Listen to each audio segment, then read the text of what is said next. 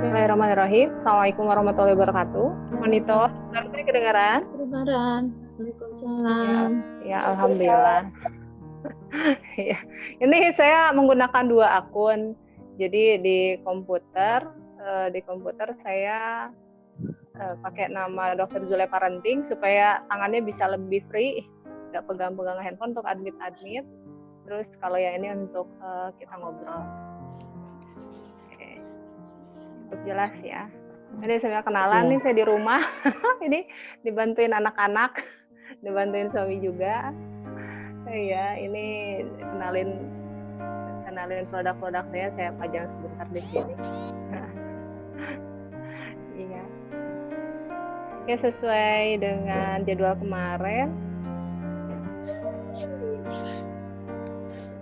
Maaf, iya.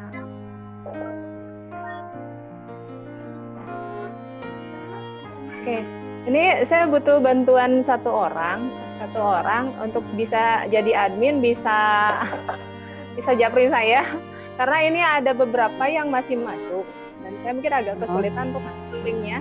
Kayak satu orang aja, siapa japri cepat ya, satu. Ya. Siapa? Oke. Japri saya.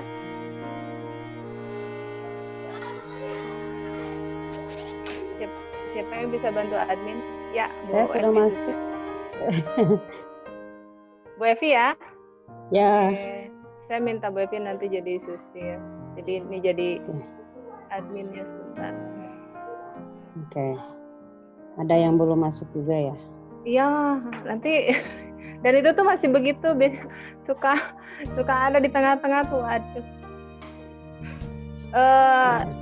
Saya lagi sebenarnya punya admin, cuman hanya adminnya sedang mau saya latih lagi karena perlu latihan dulu supaya nanti lebih lancar. Jadi sementara beliau belum saya aktifkan kembali. Bentar.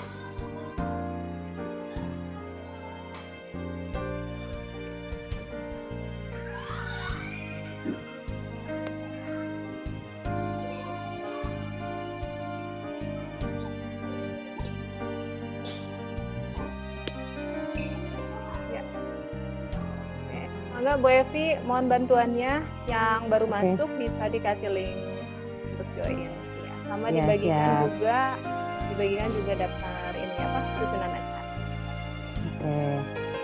Oke, ada yang nggak jelas suaranya ya? Jelas kok.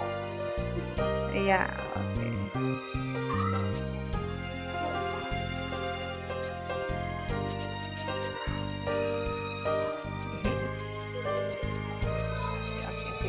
Enggak, Bu Evi bisa disambil sambil menyimak materi, nanti bisa sambil bantu serta yang masuk. Terima kasih sebelumnya. Ya, sama-sama.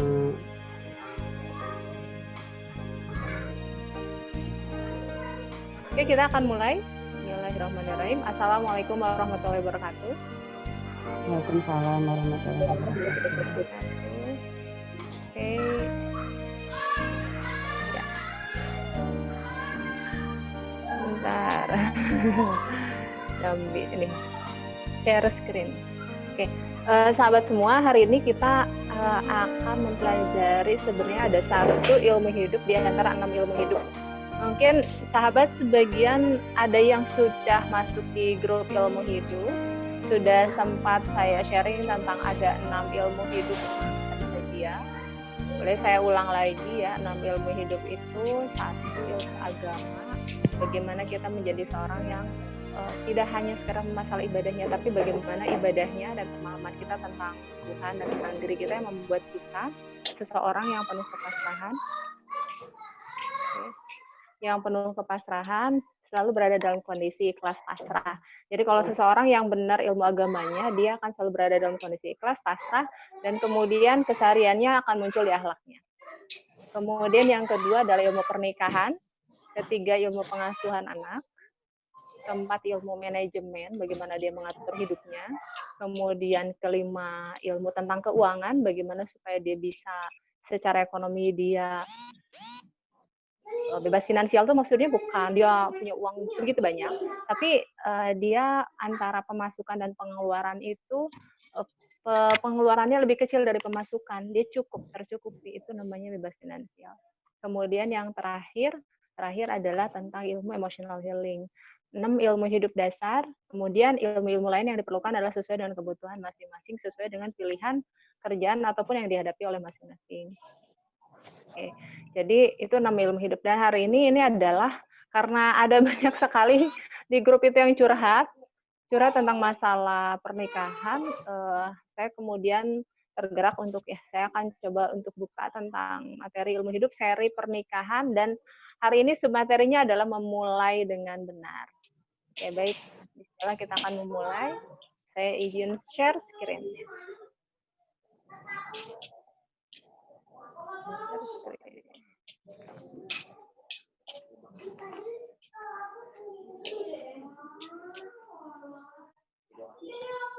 Oke, ini. Kelihatan ya semuanya ya? Iya. Oke.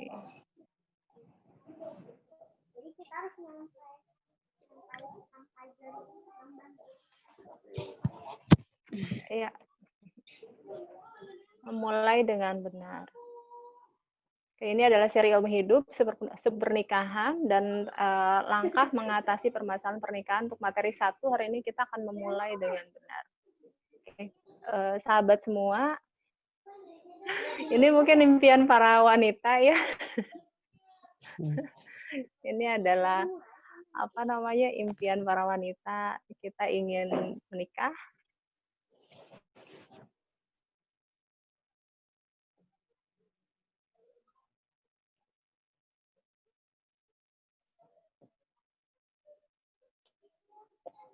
Ingin punya suami yang melindungi kita, memimpin kita, kemudian membuat kita bahagia. Ini mimpinya kita. Kemudian, hanya pada kenyataannya ketika kondisi sekarang kita mengalami permasalahan pernikahan, rasanya itu jauh banget ya. Rasanya jauh. Bener nggak sih ada yang namanya pernikahan bahagia? Oh, rasanya nggak mungkin. Mungkin dulu yang saya rasakan seperti itu. Mungkin nggak sih saya bisa bahagia dengan pernikahan saya? Karena sepertinya, kok tidak selesai-selesai gitu. Ada permasalahan yang membuat pernikahan itu menjadi sangat tidak nyaman.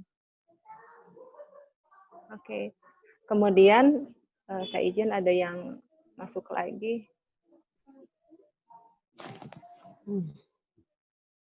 Ya, ini maaf kalau saya terputus ya, karena ini emang ada yang saya mendouble antara admin dengan memberikan materi.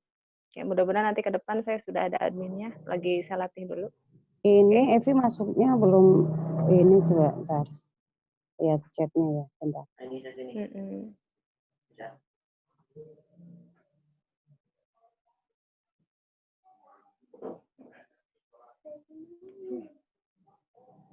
Oke, baik, saya lanjutkan.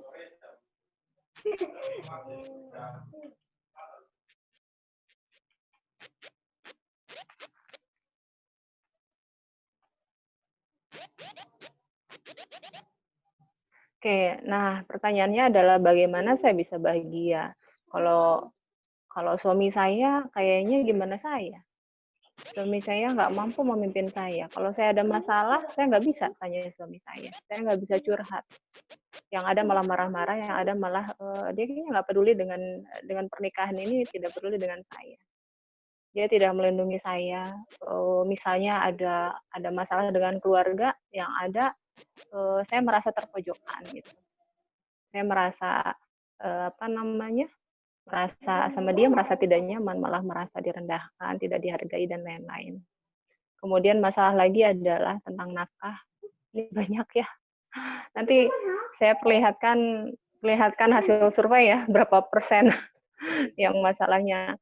Satu, tidak memberi nafkah, atau nafkah yang ada tidak cukup baik lahir maupun batin, di garis bawah ya batin. Itu juga masalah gitu. Suami tidak romantis. Nah, ya, lagi kenapa? Karena perempuan itu perempuan itu kalau menurut saya adalah sebuah kita tuh mimpinya adalah merasa dibahagiakan gitu. Kita seseorang yang ingin diperhatikan.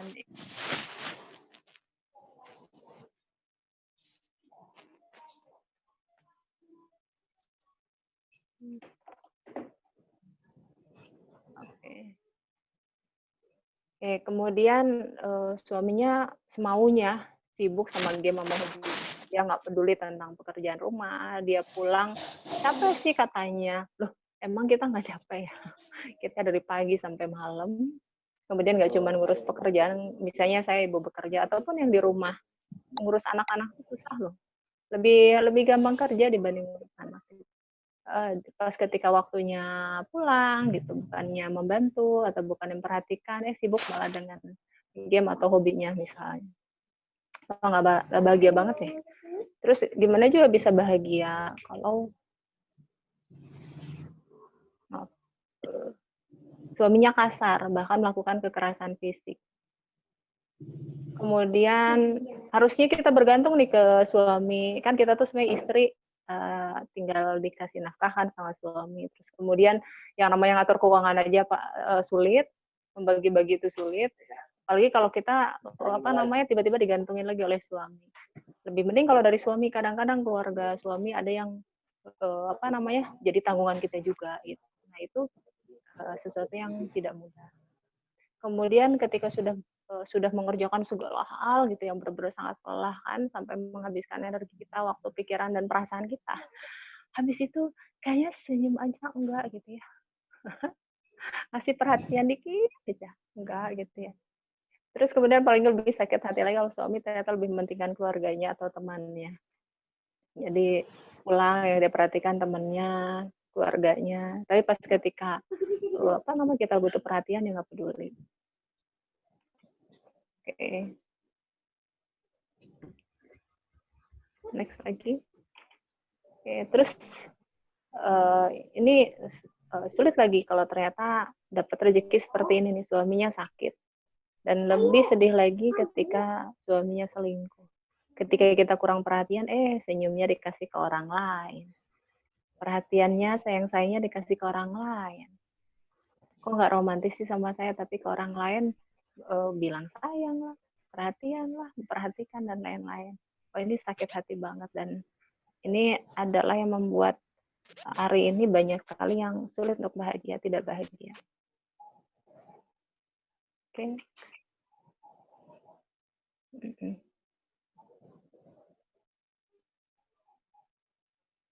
Oke, bagaimana caranya menjadi bahagia? Nah, sahabat semua permasalahan itu ada jawabannya. Semua permasalahan itu ada jawabannya. Dan untuk menjadi bahagia itu ada caranya. Bahagia itu tidak jatuh dari langit, tapi dia dicapai dengan usaha, dengan sebuah pembelajaran, dengan sebuah pembelajaran, dan kemudian ada yang namanya praktek.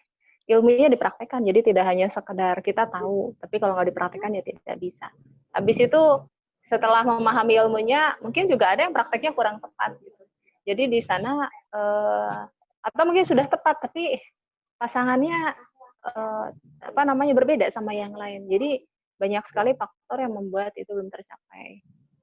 Dan hari ini kita akan belajar. Nah, sahabat semua, untuk yang sudah ikut grup ilmu hidup lagi kembali, yang sudah ikut grup ilmu hidup, mungkin sempat sudah ikut tentang materi ujian hidup menjadi berkah. Dan untuk memudahkan sahabat untuk tidak banyak tips yang sulit untuk diingat karena berubah-berubah pola, sama seperti saya memiliki teknik parenting untuk pengasuhan anak, yaitu bagaimana kita melakukan P, pengasuhan anak yang benar, A, memahami anak adalah anugerah, R, redam kemarahan, kemudian E, empati mendengarkan, E, notifikasi pembicaraan tindakan, T, tanamkan energi positif, I, istiqomah, kemudian NG, mengadakan time out. Saya menggunakan pattern, sama untuk materi hari ini pun, saya akan menggunakan pattern. Jadi akan menggunakan pola berpikir ke materi yang sudah ada sehingga tidak banyak yang harus diingat. Jadi nanti saya akan share kembali di grup tentang ujian hidup jadi berkah yang dasar ya. Jadi untuk semua ujian hidup. Nah, hari ini saya akan bahas bagaimana ujian hidup menjadi berkah dengan judul Ujian Pernikahan Menjadi Berkah. Nah, di bab ini, di bab khusus materi kali ini, saya akan membahas hanya beberapa awal karena judulnya adalah memulai dengan benar.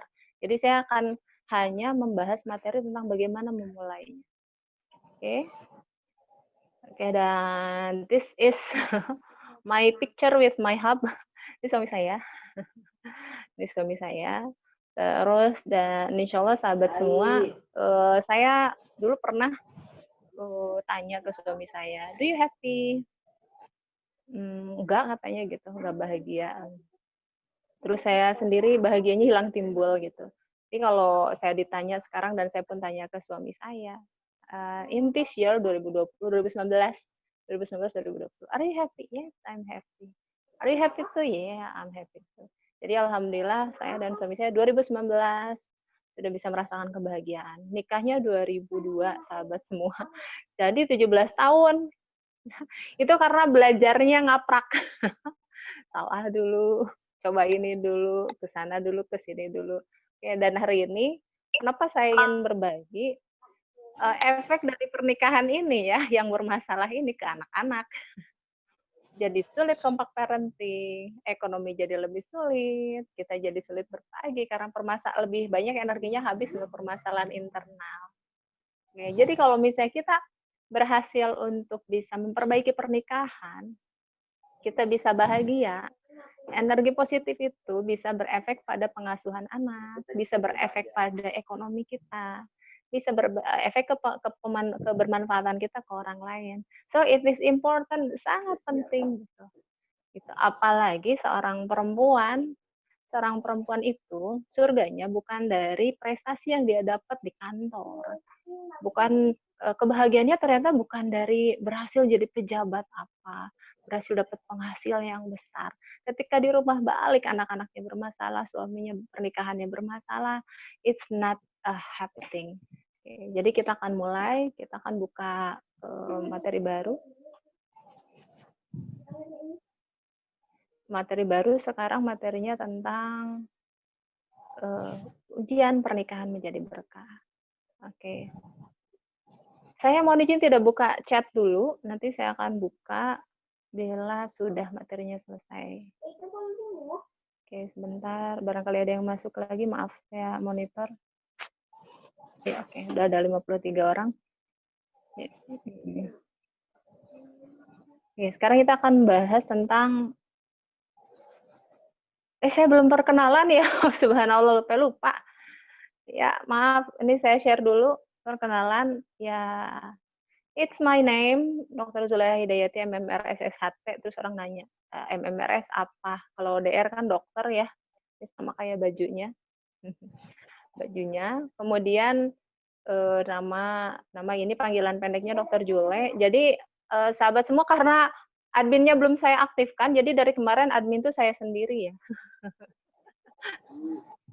Subhanallah. Oke, kemudian MMRS itu saya S2-nya Magister Manajemen Rumah Sakit. Kemudian SHT itu Self Healing Trainer. Jadi saya background saya di sini yang utama adalah sebagai dokter. Kemudian saya terapi SAFE. Terapi SAFE itu Spiritual Emotional Freedom Technique untuk mengatasi masalah keluhan fisik, keluhan psikis, dan itu juga bisa nanti ke permasalahan hidup. Terus saya background-nya saya penulis buku pengasuhan anak. Jadi ada background parenting, terapi SAFE, kemudian ada dokter umum. Kemudian ini pendidikan saya di Unpad tahun lulus tahun 2005. Ya nanti boleh dibaca, saya nanti share di grup. Kemudian aktivitas saya sekarang terapis, juga trainer Safe for Healing, kemudian motivator, kemudian menulis buku. Sudah ada 2 buku, nanti saya share juga bukunya apa saja. Bukunya tentang parenting. Di situ teknik parenting saya sharing di buku tersebut.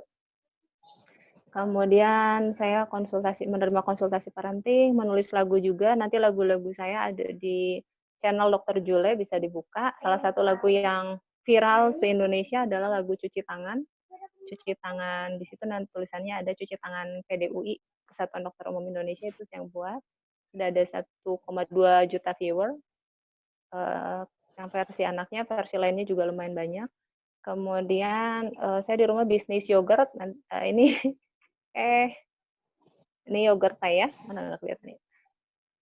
Ya, ini yogurtnya katanya paling enak di Kota Bandung ya. Di Jakarta juga saya punya banyak langganan. Kenapa yogurtnya paling enak? Nanti dicoba sendiri. Jadi asamnya tuh nggak gigit, nggak bikin kita nyengir, rasa manisnya pas, kentalnya juga sangat, apa namanya, yogurtnya kental karena memang nggak dicampur air. Jadi cuma dikasih sirup gula sama perisa aja, sama jelly. Jadi enak banget.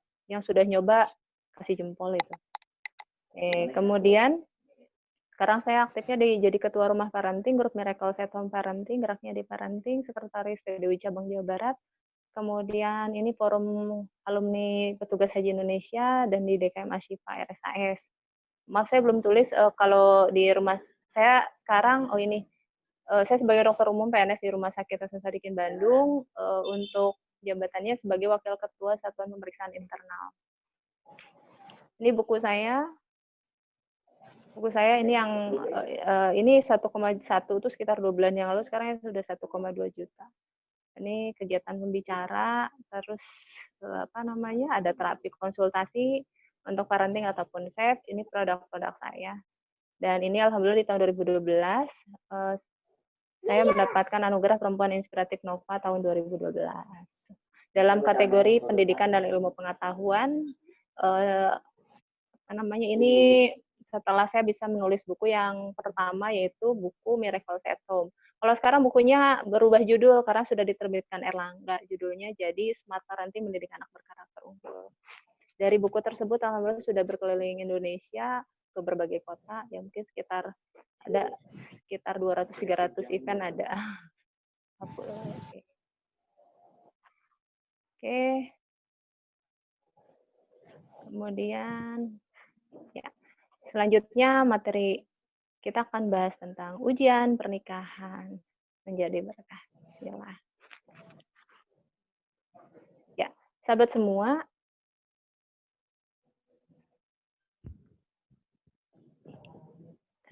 ya. Oke, saya akan masuk langsung ya karena waktunya terbatas supaya nanti kita bisa banyak diskusi. Untuk memulai dengan benar seperti apa? Yang pertama adalah istighfar. Istighfar kenapa? Di sini di surat Asy-Syura 30, dan apa saja musibah yang menimpa kamu maka adalah disebabkan oleh perbuatan tanganmu sendiri dan Allah memaafkan sebagian besar dari kesalahan-kesalahan kamu.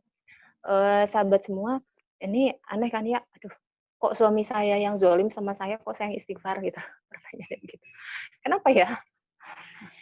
Kenapa? Nah ini dia, Allah mengingatkan bahwa ya tadi sebenarnya apa yang terjadi di suami mau tidak mau adalah ada kontribusi dari kita juga. Itu rumus. It takes two to tango. Kalau ada masalah, misalnya kenapa dia ke kiri, kenapa dia ke kanan, ya karena kita berdua gitu. Kalau misalnya kitanya ke sini, ya mungkin suami kita nggak begitu. Gitu. Kalau misalnya kita begini, mungkin suami kita nggak begitu. Jadi apa yang terjadi saat ini, permasalahan yang ada saat ini, Allah mengingatkan bahwa itu karena kita sendiri. Mungkin masih agak sulit diterima, tapi ini dari Allah ya. Ini dari Allah, istighfar. Jadi pasti ada sesuatu yang miss, percaya deh. Oke. Nah, oke. Ini saya kasih kunci. Mengapa sih? Oke. Mengapa sih gitu? Mengapa sih saya harus beristighfar? Kenapa sih sampai ada permasalahan seperti sekarang? Pertanyaannya adalah, apakah sahabat semua sudah belajar ilmu pernikahan? Apakah sudah mempraktekkan ilmu pernikahan dengan benar? Apakah sudah bertanya bila ada kesulitan? Ini sahabat semua, nanti kalau yang nanti bisa lihat ya di YouTube yang di channel saya yang judulnya 6 Ilmu Hidup. Di situ saya sampaikan bahwa ketika ada permasalahan pernikahan, yang harus kita lakukan adalah kita belajar, kita melakukan perubahan dengan sesuai dengan ilmu tersebut. Tapi kemudian itu tidak semata-mata mudah ya, ada banyak hal yang sulit yang harus kita tanyakan. Dan sangat-sangat tidak disarankan ketika menyelesaikan permasalahan pernikahan itu, kita curhat ke teman, apalagi ke mertua, atau ke orang tua, atau ke saudara. ke keluarga gitu. Sangat-sangat tidak disarankan. Kenapa?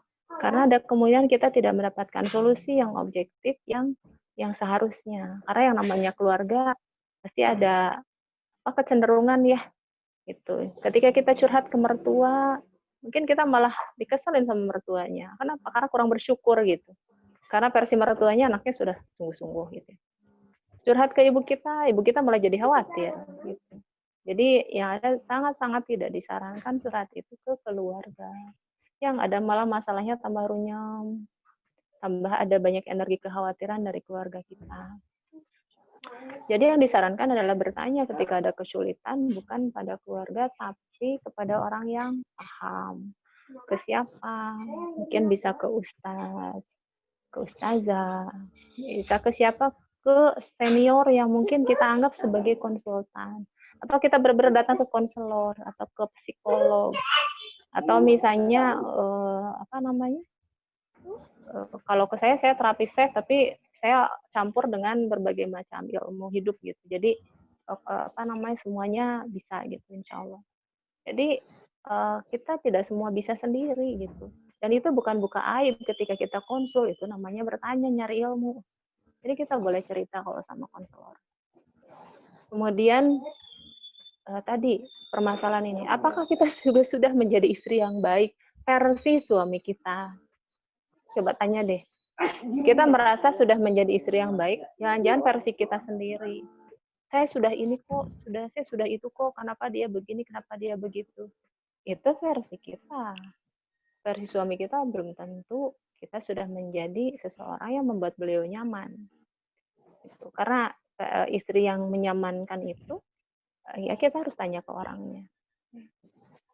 Nah, karena tadi ya, kemasalahan ini dan mungkin kita memang belum belajar. Mungkin karena kita memang belum praktekkan atau mungkin praktek kita belum tepat atau sudah tepat tapi mungkin ternyata belum sesuai dengan keinginan suami kita. Jadi intinya adalah ada sesuatu yang belum sesuai. Sehingga apa yang kita lakukan istighfar. Banyaklah beristighfar. Ketika ada permasalahan Allah memerintahkan kita untuk istighfar banyak-banyak. Ketika istighfar kita mengakui bahwa kita ada kekurangan, kemudian kita mengakui bahwa bahwa di situ ada kita ingat Allah. Jadi otomatis ketika istighfar kita juga ingat Allah, kita menghindarkan godaan setan di situ untuk merasa putus asa ataupun marah berlebihan gitu.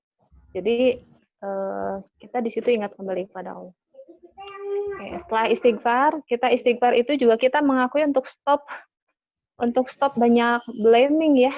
Kita mungkin bayangannya menyalahkan suami saya, habis suami saya begini sih, habis suami saya begitu sih gitu, sibuk dengan pekerjaannya atau misalnya emang tabiatnya kurang bagus dan lain-lain, apapun itu kita salahkan dia. Nah tapi dengan istighfar itu kita akan melihat bahwa komponen yang berpengaruh di situ mau tidak mau kita sendiri memang belum menjadi seorang partner yang bagus untuk suami kita, untuk bisa beliau menjadi lebih baik. Oke, selanjutnya dari istighfar adalah terima. Terima ini istighfar sama terima itu ya deket-deketan lah. Stop blaming. Terima itu stop menyalahkan. Ya, saya jadi tidak bahagia karena suami saya suka kasar sama saya, nggak mau mendengarkan, tidak mau menghargai. Saya tidak bahagia kenapa? Karena saya ibu rumah tangga, saya tidak boleh kerja, tapi penghasilan yang diberikan suami saya terbatas. Oke, kita menjadi tidak bahagia. Jadi kita merasa pernikahan kita tidak nyaman gitu. Karena suami kita. Nah, kalau sahabat semua masih bilang karena suami saya A, B, C, D, saya jadi tidak bahagia, pernikahan saya bermasalah. Itu berarti masih blaming. Masih menyalahkan. Oke, sahabat semua, terus misalnya suami saya nggak romantis, kurang perhatian, nggak suka bantu gitu. Nah itu juga sama, itu blaming. Kita belum menerima bahwa suami kita memang sebegitulah adanya, diciptakan oleh Allah, disetting Allah seperti itu, disetting Allah dalam kondisi seperti itu untuk bersama kita. Dan kemudian lihatlah, kita juga perlu terima bahwa Laki-laki sama perempuan itu beda, sangat-sangat berbeda. Perempuan otaknya seperti ini, pria itu otaknya seperti ini. Jadi kalau kita berharap pria memahami kita, sepertinya itu ngawang-ngawang gitu. Kita akan stres sendiri kalau berharap pria itu pikirannya sama dengan kita. Kalau pulang-pulang tuh Mbak ya bantuin sedikit lah gitu. Barang ngobrol sedikit lah apa gimana. Karena beda antara pria sama wanita. Kalau kita belanja, dia tampaknya nggak sabar banget, malah sibuk dengan handphonenya, bukan nemenin kita jalan-jalan gitu. Ya karena beda otaknya. Kita menikah dengan makhluk yang sangat-sangat berbeda. Lihat, 80% area otak mereka pikirannya adalah seks. Sedangkan perempuan macam-macam. Ada kebutuhan untuk gosip, ada kebutuhan untuk belanja, kebutuhan untuk makanan yang enak, dan lain-lain. Kalau pria berbeda. Oke. Ini saya ambil dari dari Google. Di Google ini dari Dr. Aisyah Dahlan ya. Lihat. Kenapa sih kalau pria itu kalau pulang sukanya diem aja ya? Kayaknya nggak ngajak ngobrol gitu. Kayak males ngomong sama kita. Gitu. Apalagi ibu rumah tangga nih, stres banget. Oke. Kenapa? Pasien yang lagi dirawat. Kenapa? Karena wanita nih kan seharian di rumah. Terus kemudian mungkin tidak ada aktivitas bekerja dan lain-lain. Wanita itu butuh kebutuhan untuk mengucapkan 20.000 kata per hari. Kalau pria itu nggak lebih dari 7.000 kata. Jadi kalau pulang, habis di pekerjaan tuh ngomongnya ya, jatah ngomongnya, pas pulang tuh udah nggak pengen ngomong apa-apa. Terus dibilangnya nggak perhatian. Yang ada tuh pinginnya istirahat. Kenapa? Karena jatah bicaranya udah habis di kantor. Oke. Terus kemudian perempuan itu masih ada banyak jatahnya, dia pengen cerita. Kalau suami berpikirnya beda nih. Kalau suami itu karena mereka terkotak-kotak ya, ini otaknya tuh beda sama perempuan. Kalau perempuan itu otak kanan kirinya itu ada sekatnya tuh tebal, jadi bisa saling berkoneksi. Kanan kirinya koordinasinya kuat gitu. Kalau pria itu bekerja sendiri-sendiri. Di sini pria itu lebih tidak multitasking. Jadi kalau dikerja ya kerja di kantor, kalau di rumah ya istirahat gitu. Kalau lagi pingin diskusi ya diskusi, kalau lagi enggak ya enggak gitu. Jadi agak beda. Terus kalau pria itu kalau dia ada perasaan apa mudah untuk berterus terang. Tapi kalau perempuan, kalau marah susah untuk berterus terang. Jadi nahan di dalam hati. Terus kalau perempuan kalau lagi stres dia butuh ngomong. Tapi kalau pria ketika dia punya masalah nih, mungkin sahabat semua bisa lihat ada pria yang banyak diem aja. Misalnya yang masalah ekonomi ini. Ketika masalah ekonomi ada, pria itu stres berat, sahabat semua. Habis itu, karena stres berat, dia banyak diem. Dia semakin tidak ada hasrat untuk ngobrol. Dia semakin tidak mau bercerita. Ada yang bahkan ketika tertekan ini, yang terganggu adalah nanti bisa dilihat di bawah. Berimbas nih, pria memiliki emosi negatif berimbas ke otak kanan. Di sini passionnya di sini. Jadi jangan kaget pria yang stres ini ya, nanti libidonya juga rada ngedrop. Begitu. Kalau libidonya ngedrop, dorongan untuk misalnya untuk bercanda sama kita, bersenang-senang sama kita juga ngedrop juga. Karena biasanya seperti itu barengan ya.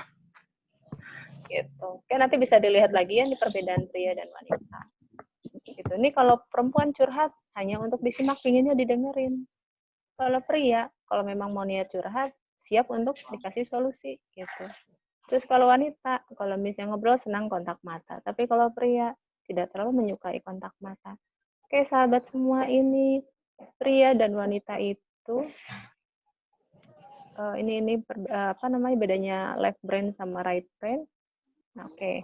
Pria wanita punya otak yang berbeda dan mereka bersatu dalam sebuah pernikahan untuk saling melengkapi.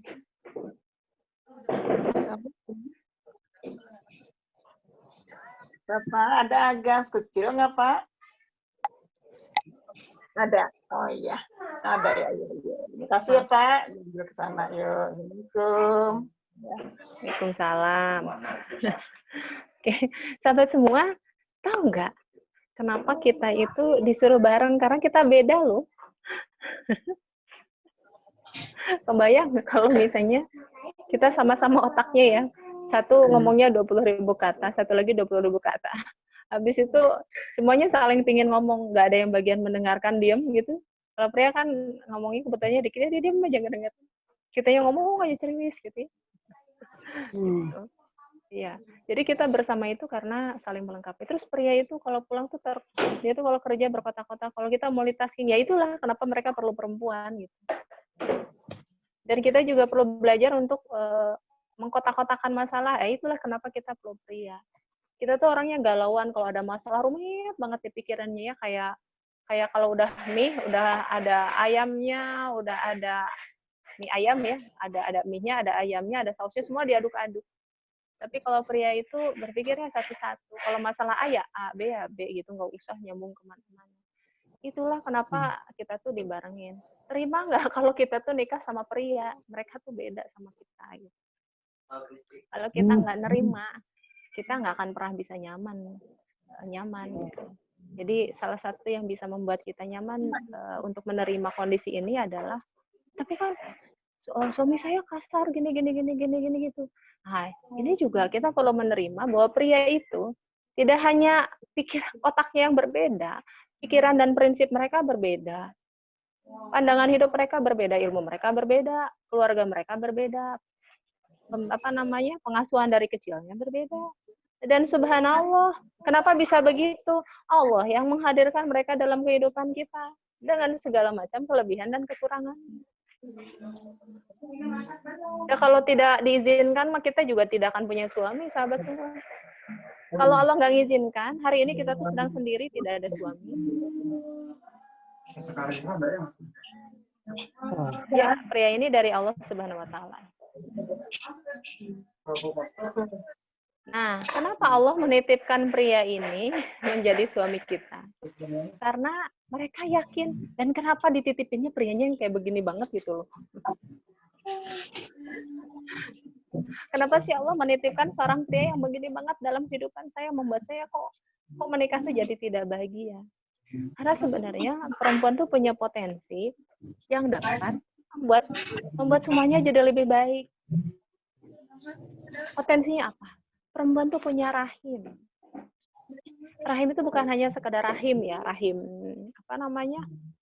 kandungan gitu ya. Maaf sebentar.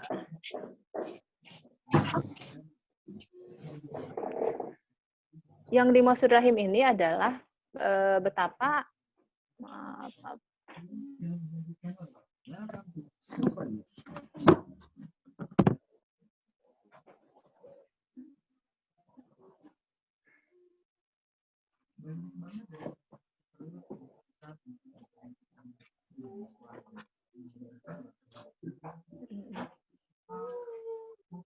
ya.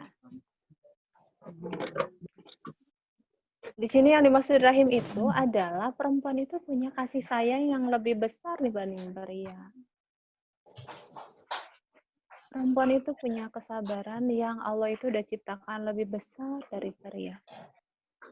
Itu udah dari sananya. Makanya perempuanlah yang melahirkan dan membesarkan anak-anak, yang dari bayi kecil yang butuh apa? Butuh perhatian, kasih sayang yang lembut dari seorang perempuan. Perempuan itu diciptakan dengan hal tersebut. Sehingga Allah itu yakin sebenarnya dengan rahimnya, pria yang seperti itu pun bisa mendapatkan kasih sayang dari kita. Perempuan juga diberikan potensi cantik. Cantik ya. Cantiknya tuh sudah dari sananya. Semua perempuan itu cantik. Dan cantiknya akan lebih cantik ketika dia bisa menyenangkan. Karena mohon maaf, kenapa banyak para artis yang cantik-cantik tapi diceraikan? Karena dia sudah gagal untuk menyenangkan pasangannya. Karena pria itu menikahi perempuan untuk bersenang-senang. Gitu. Menyenangkan itu, oke, ada fisiknya ya, yang untuk menyenangkan mereka. Kita punya punya bagian tubuh yang bisa membuat mereka enjoy gitu ya. Tapi kalau perasaan mereka tidak senang, hilang semua. Passion mereka hilang. Ketika emosi mereka negatif, tidak senang terhadap perempuan tersebut, hilang semua passionnya. Gairah mereka hilang. Perempuan itu ditakdirkan juga memiliki kemampuan identifikasi, memahami lebih besar dibanding pria. Ya, maaf. Perempuan tuh punya kemampuan memahami lebih besar dari pria. Perempuan juga lebih detail, sehingga dia cocok untuk merawat rumahnya. Sehingga ini sedikit ya.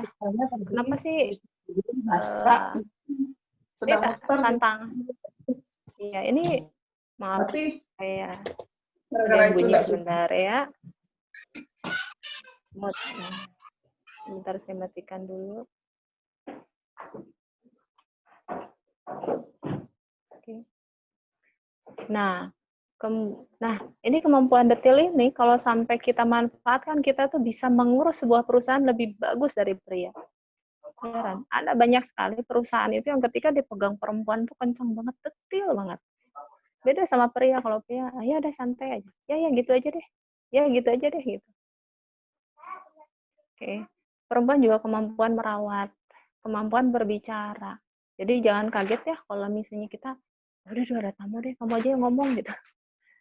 Kemampuan perempuan memang dalam berbicara ini sudah dari kecil. Anak perempuan tuh lebih cerewet dibanding anak laki-laki. Dan ini sampai besar, bahkan yang paling kadang-kadang gemesin ini, kalau udah pas lagi butuh untuk pinjaman tuh, kayaknya perempuan yang maju gitu ya. Berarti masalah ekonomi, butuh pinjaman, so kamu aja yang maju gitu. Nah, itu juga kemampuan untuk negosiasi perempuan itu punya lebih dibanding ini. Walaupun ada pria yang bisa ya. Tapi ini banyak sekali saya menemukan kondisi di sekitar saya gitu.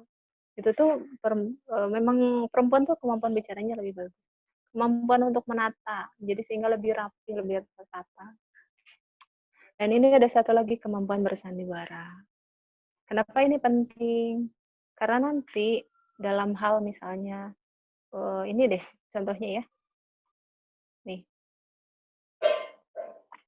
kita kalau misalnya ingin suami kita menjadi suami yang sukses, suami yang benar-benar suami yang ekonominya dia mampu untuk bisa menghidupi, kemudian pria yang sangat pede, melindungi, menyayangi, dan lain-lain, maka dia membutuhkan best sekretaris, sekretaris yang terbaik. Sekretaris terbaik itu seperti apa? Bayangkan ini adalah sekretaris direktur ya. Sekretaris direktur ini, dia kalau atasannya lagi punya banyak yang sedang dipikirkan, dia tahan dulu kan. Walaupun dia lagi kesal, dia tahan dulu. Dia tahan dulu, nggak langsung langsung tiba-tiba ngelabrak. Wah ini kan nggak benar gini kan, nggak seperti itu. Best sekretari dia tuh bisa menunggu kapan waktu tepat untuk menyampaikan, sehingga atasannya bisa berpikir satu-satu, diselesaikan satu persatu. Karena pria tuh seperti itu. Mereka tuh betul untuk satu-satu menyelesaikan, tidak bisa langsung berpikir banyak hal.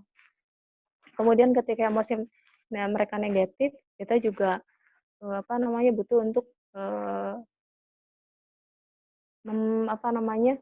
saat terbaik untuk memutuskan untuk diskusi adalah saat emosinya positif. Jadi dia juga bisa membawa suasana untuk tenang, nyaman gitu. Oke, ini suami kita sekarang seperti apa? Mungkin ini juga hasil dari pekerjaan kita juga gitu. Kondisi suami kita adalah hasil dari pelayanan kita juga. Kalau pelayanan kitanya seperti selevel sekretarisnya direktur gitu ya, ya mungkin juga suami kita juga keren dan hebat. Tapi kalau misalnya kita juga belum terampil, belum profesional sebagai istri, ya inilah hasil yang ada sekarang. Oke, selanjutnya,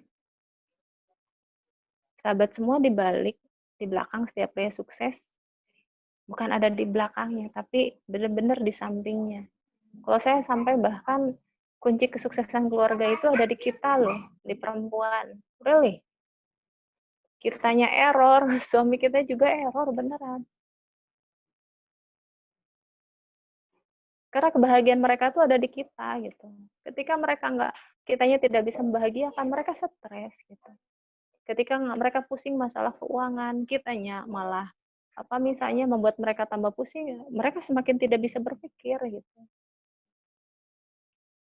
Ketika mereka ada masalah, kemudian kita malah menyalah-nyalahkan, mereka tambah stres. Tapi ketika kita berubah menjadi seorang asisten, best sekretari, sekretaris terbaik, selevel lebih baik daripada sekretaris direktur, apa suami kita nggak akan jadi lebih baik gitu? Terus gimana dong kalau suami kita kayak galak gini? Sama, banyak kok direktur yang galak. Banyak kok gitu. Misalnya atasan yang misalnya kurang menghargai dan lain-lain, ya kan? Tapi karena itu sudah tugasnya, sekretaris ini jalanin aja sesuai tugasnya gitu. Ini saya sih perumpamannya dulu begitu ya. Jadi yang saya sampaikan ini perumpamaan yang saya jalani dulu. Ya, di belakang setiap pria sukses, di sana ada wanita yang menjadi pengarahnya gitu. Kalau mau diterima. Ini pertanyaannya, sahabat semua, mau nggak nerima suami sekarang? Harus. Mau nggak diterima suaminya kayak begitu?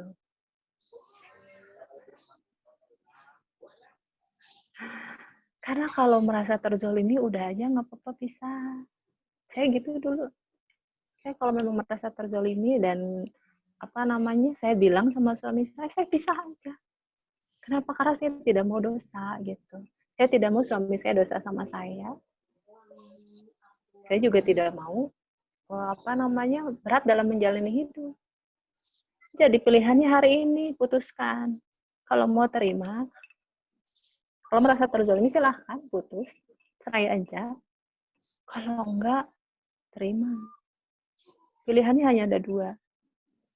Oke. Saya anggap semuanya mau nerima ya. Saya anggap semuanya menerima ya. Gitu. Pokoknya yang tiba-tiba hari ini, benar juga ya, saya kalau mau bahagia ternyata kayaknya saya nggak bisa nih megang suami saya. Saya kayaknya nggak sanggup deh megang suami saya. Ya Allah, saya stop aja deh. Nggak mau sama suami saya merasa terzolimi, saya berhak kan? Yang namanya perempuan disakiti sekali aja udah boleh loh ngegugat cerai. Yang namanya perempuan 3 bulan nggak dinafkahi aja boleh loh ngegugat cerai. Terus misalnya nafkah batin gimana? Sama. Seorang perempuan yang dia nggak mendapatkan nafkah batin dan di situ dia takut untuk terjerumus menjadi zina, boleh loh, gugat aja cerai, nggak apa-apa, silahkan. Beneran, Islam itu sangat adil, beneran sangat adil. Tapi Islam itu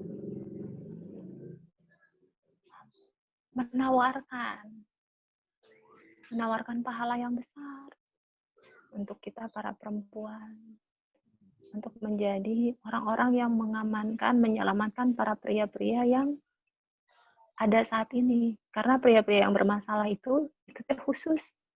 Pria-pria yang mungkin dengan masa lalunya yang kurang bagus, yang dengan pengasuhannya yang kurang tepat sehingga mereka kurang leken, kurang kurang terampil, kurang kuat kemauan, kurang sabar, kurang lembut, kurang kasih sayang. Ada banyak hal yang membuat mereka jadi seperti itu.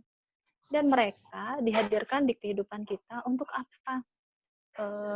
Untuk bisa ada perubahan. Kita itu adalah mediator perubahannya mereka.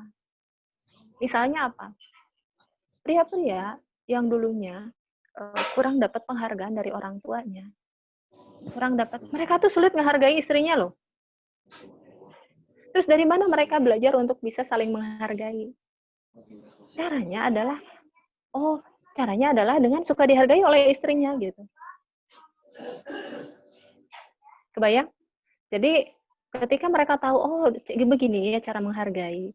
Kemudian mereka akan belajar untuk, begini loh. Mereka juga akan belajar balik menghargai kita. Oke. Nah, terus misalnya ada pria yang menikah dengan kita ternyata masa lalunya dapat kekerasan dari orang tua. Kemudian dia merasa kurang berharga. Kemudian nggak pede gitu kalau bisnis atau untuk maju ke depan atau gimana.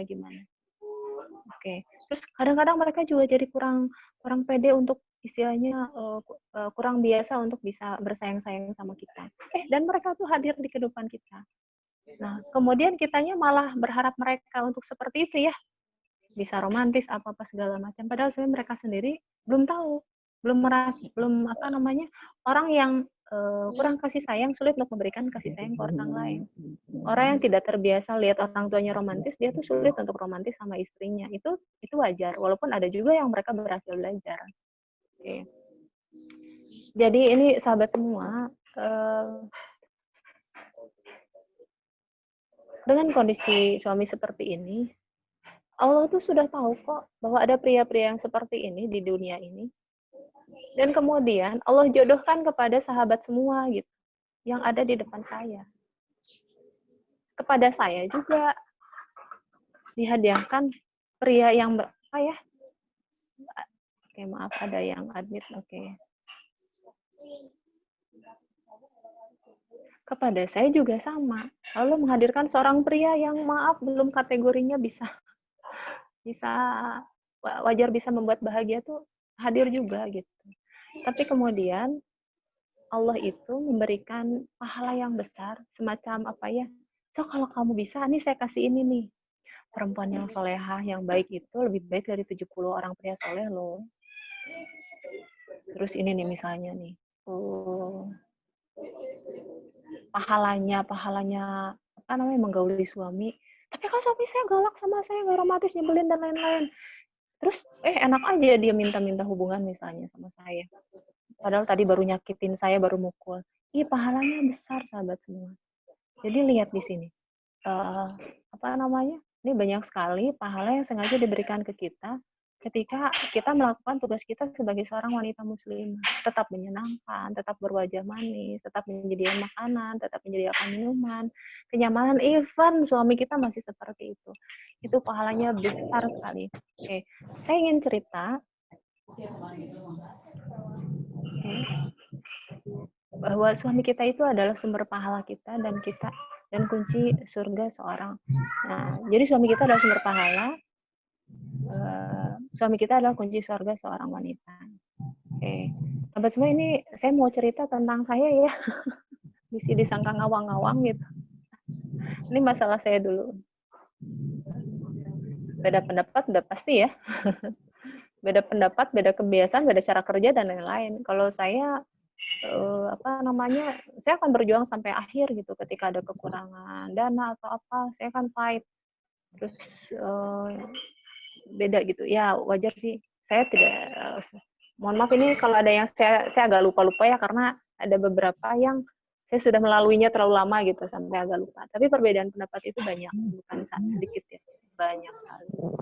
Terus suami kurang terlibat di pengasuhan anak. Ini dari sejak awal pernikahan. Suami saya mulai mau terlibat itu 2 tahun setelah saya belajar parenting. Itu tahun 2000, nikah 2002, saya belajar parenting akhir 2008, 2009 mulai aktif. Berarti tambah 2 tahun, 2011. Bayangkan, 2011. Baru mau. Jadi diarahin sedikit-sedikit. Udah lumayan kompak kapan? 2019. Oke. Kemudian ekonomi suami saya istilahnya meminta di PHK dari perusahaannya yang dulu ini tuh dari 2003. Suami saya wirausaha. Dan kemudian di wirausaha itu secara angka itu saya ada banyak sekali bulan-bulan yang tidak ada nafkah untuk saya. Ataupun sampai saat ini pun tidak sesuai sama kebutuhan. Angkanya nggak cukup. Gitu. Terus dulu pernah juga ada masanya ketika kondisinya nggak cukup dan tiba-tiba suami dapat permintaan dari orang tuanya, misalnya dari ibunya terutama, sama mungkin ada saudaranya, itu masuk ke saya juga. Waduh, tambah bikin stres pula ya, nggak dikasih gimana gitu. Dan ini yang unik adalah sahabat semua, mungkin ini jackpot buat saya ya. Suami saya ada gangguan jiwa namanya skizoafektif. Ini sedikit temenan sama skizofren. Jadi skizoafektif itu ada waham, ada halusinasi, dan ada gangguan afek itu depresif. Dan ini mencapai puncaknya itu tahun 2006, tapi sudah mulai gejalanya, mulai saya rada sadar itu 2007. Dan ini yang membuat dari dulu memang apa ya namanya, secara komunikasi, secara apa, banyak perbedaan pendapat, banyak hal, apa namanya, istilahnya masukan-masukan saya tuh kurang diterima oleh beliau, itu salah satunya karena gangguan jiwa ini juga. Gitu. Dan di 2016 itu suami saya drop, sangat-sangat drop, beliau sudah istilahnya nggak bisa kerja gitu. Dan kemudian akhirnya berobat ke psikiater. Dulu pernah coba berobat 2007, tapi 2019 ini stop. Jadi hanya minum 2 tahun, karena efeknya sangat mengganggu, waktu itu berhenti. Terus pas juga saya lagi kerja di luar kota 2 tahun, PNS di Jakarta. Jadi saya diterima PNS di Jakarta. Suami saya memutuskan obatnya berhenti, dan saya sulit untuk mengawasi gitu ya. Sudah akhirnya tidak minum obat dari sekitar 2009. Maaf, dari 2009, dari sejak tahun 2009 beliau nggak minum obat. Dan kemudian ternyata tahun 2016 itu perburukan terus, 2016 itu puncaknya. Jadi saat itu yang mendorong stres yang berat itu adalah permasalahan perusahaan. Jadi benar-benar kita punya utang yang sangat-sangat banyak, stres, dan itu tuh apa namanya, selain kebutuhan sehari-hari juga akhirnya kan bagaimana kita harus bayar utang juga, itu masuk ke saya juga. Terus kurang perhatian, ya dengan stres yang begitu berat, ini juga sama ya, perhatian juga kurang. Terus tidak romantis ya juga. Kadang-kadang ada, tapi apa sih namanya, karena dengan banyak pikiran itu ya tadi, passionnya juga berkurang. Jadi di saat stres yang berat itu, bayang nggak, masalah yang berat, otak kanannya juga terpengaruh, emosinya negatif, otak kanannya terpengaruh, perhatiannya kurang, romantismenya kurang, nafsu biologisnya kurang juga, dan karena pikirannya masih kemana-mana dengan gangguan jiwa tersebut, jadi sulit diberikan masukannya, lebih parah dibanding yang normal. Dan kemudian salah satu pelarian yang agak menyebalkan ini adalah asyik dengan gadgetnya. Ini masih ada sekarang juga, tapi agak situasinya berbeda. Oke. Nah, sahabat semua, ini saya coba resume ya. Ini sahabat yang masalah yang di grup, nih sudah ada resumenya.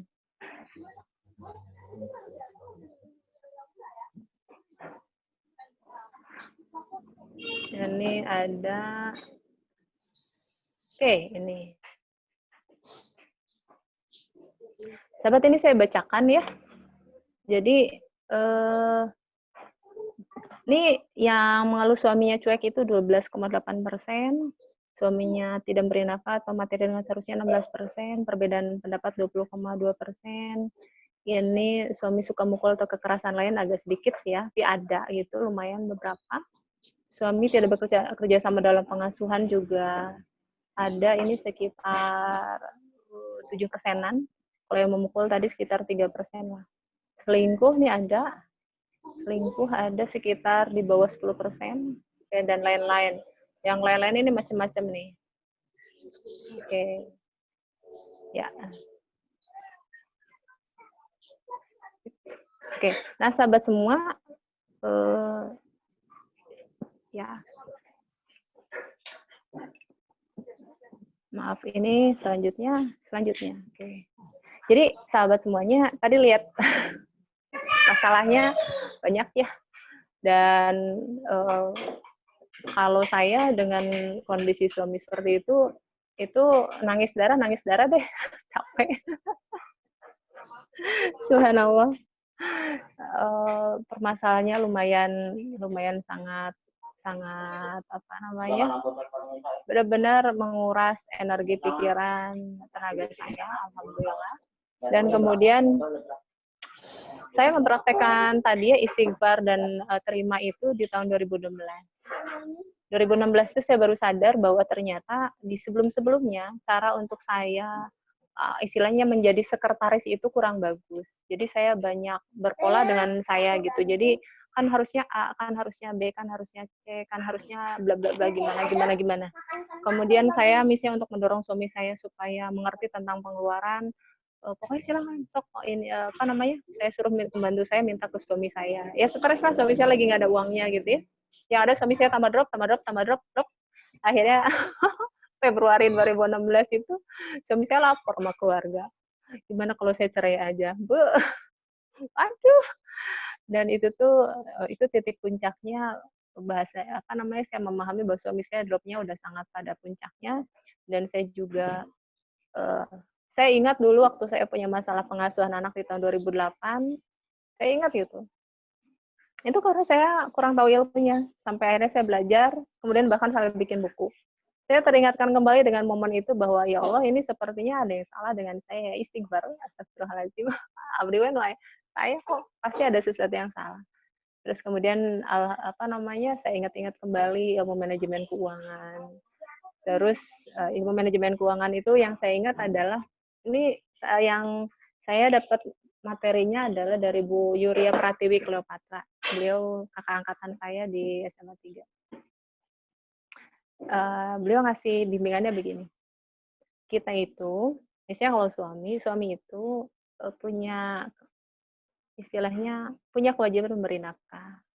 Tapi itu tuh kondisinya adalah sebisanya. Jadi ketika suami kita baru mampu ngasih nafkah kita 500.000, perempuan itu harus mengatur uang supaya 500.000 itu cukup. Nah, yang berat itu kalau penghasilannya 500.000, kemudian saya mengajukan pengeluaran senilai 5 juta yang akan bisa. Terus tapi kan sekarang gini gitu ya. Ya, tapi memang tugas kita adalah mengelola uang yang diberikan oleh suami kita.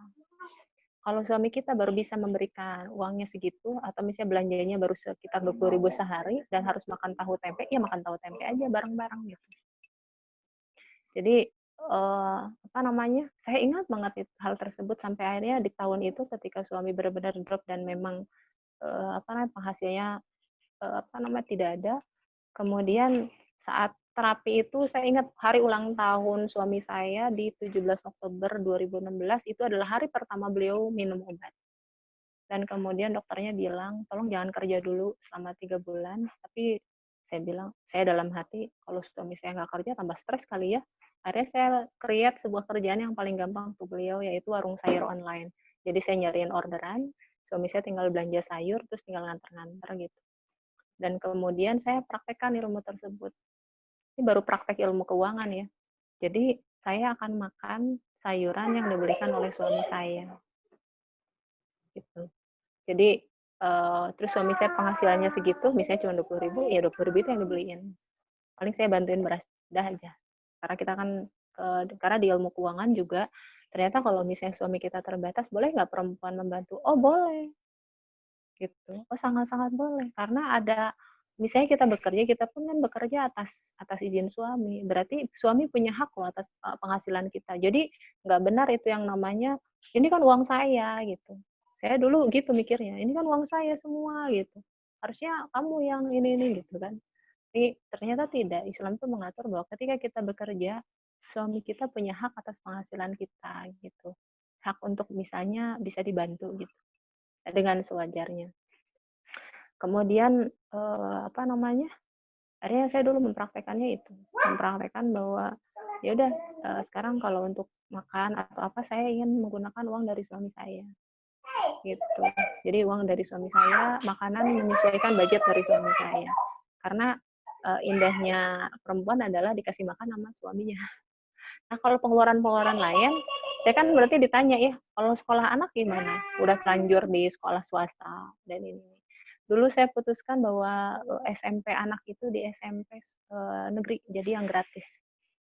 Padahal saya tuh pengennya di swasta yang SMP IT gitu ya, pengennya. Tapi tadi ikut di materi tersebut adalah budget untuk pendidikan anak itu 20% dari penghasilan pemasukan kita. Jadi nggak boleh melebihi. Kalau melebihi kita jadi stres, itu salah sendiri gitu.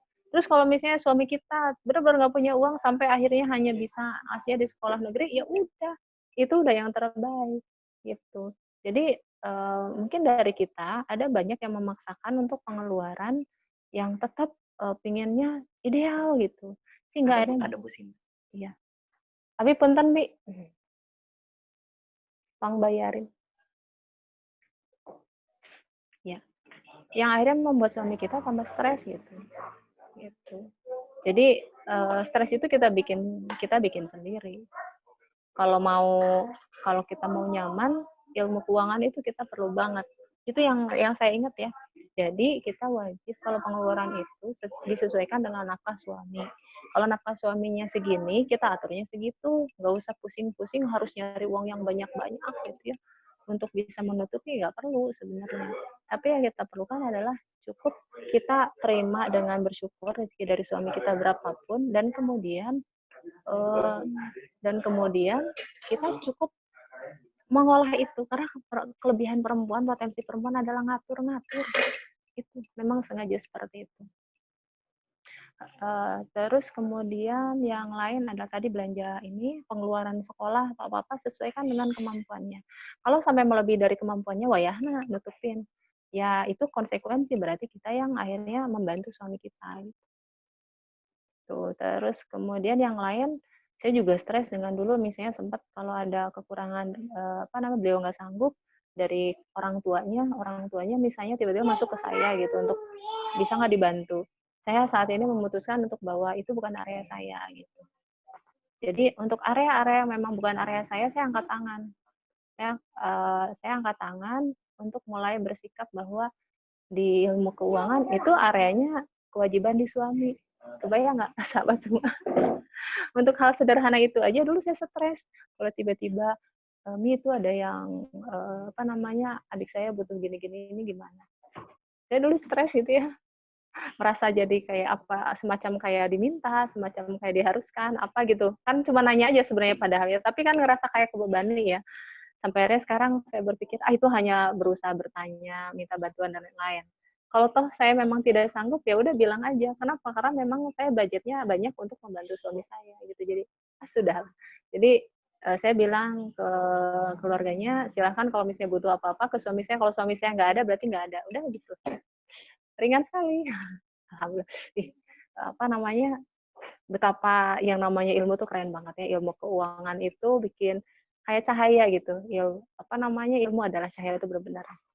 Oke, nah sahabat semua, ilmu yang menjadi cahaya itu yang benar-benar akan membuat kita lurus gitu, mencapai targetan adalah Quran dan hadis dulu.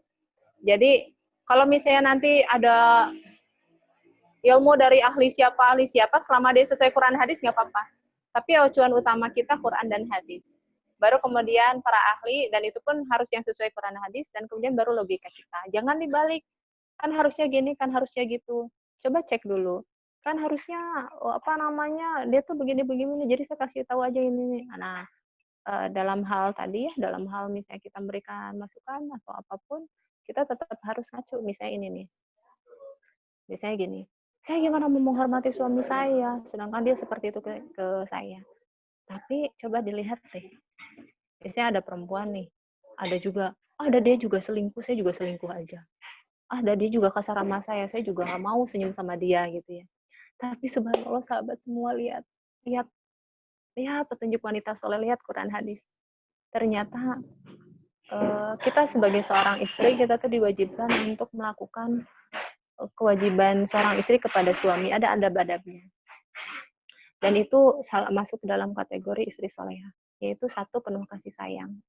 Rasulullah SAW bersabda, maukah aku beritahukan kepada kalian, istri-istri kalian yang menjadi penghuni surga, yaitu istri yang penuh kasih sayang, banyak anak, selalu kembali kepada suaminya, di mana jika suaminya marah, dia mendatangi suaminya dan meletakkan tangannya pada suaminya. Lihat ya, suaminya marah, tapi dia yang datang ke suaminya, terus bilang, aku tidak dapat tidur kalau engkau rindu. Dengan kata lain, dia yang minta maaf. Suaminya yang marah, mungkin suami yang kasar, tapi ternyata istrinya yang minta maaf. Aneh kan? Tapi keren banget. Saya praktekin. Oke. Melayani suaminya, berkhidmat kepada suami. Seperti menyiapkan makan, minumnya, tempat tidur, pakaian, dan semacamnya, juga untuk kebutuhan biologisnya dengan penuh keriduan, keikhlasan, dan penuh semangat dan ucapan terima kasih. Even lagi marah. Bagaimana dia tetap berusaha bisa bersandiwara. Tadi kan kelebihan perempuan bersandiwara. Oke. Nah, oke, sahabat semua, gampang nggak sih mengerjakan itu?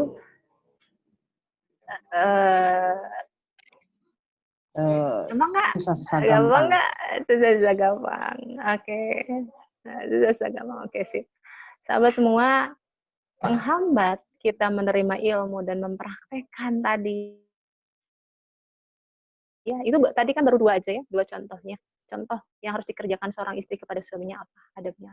Bagaimana kita memenuhi kebutuhan pria kita yang sedang membuat kita tidak bahagia ini, tetap kita harus memenuhi kebutuhan pandangannya.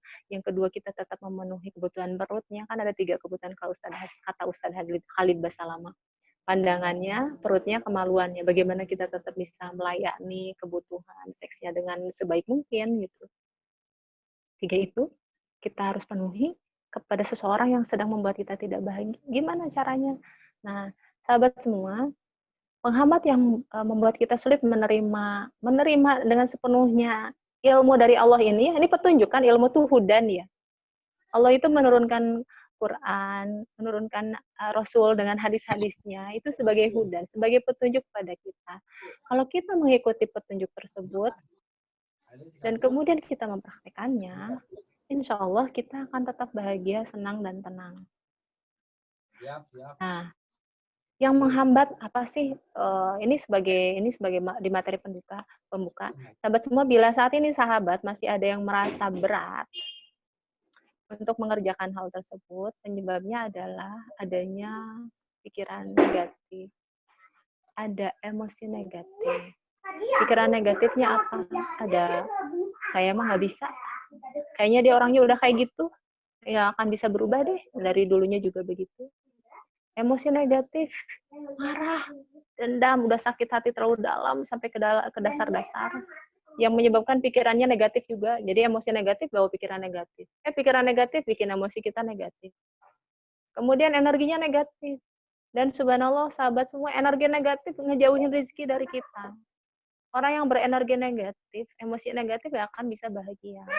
Dan itulah mengapa, sahabat semua, materi kedua minggu depan, itu baru saya akan berbagi bagaimana terapi safe untuk hati yang damai dan penuh cinta.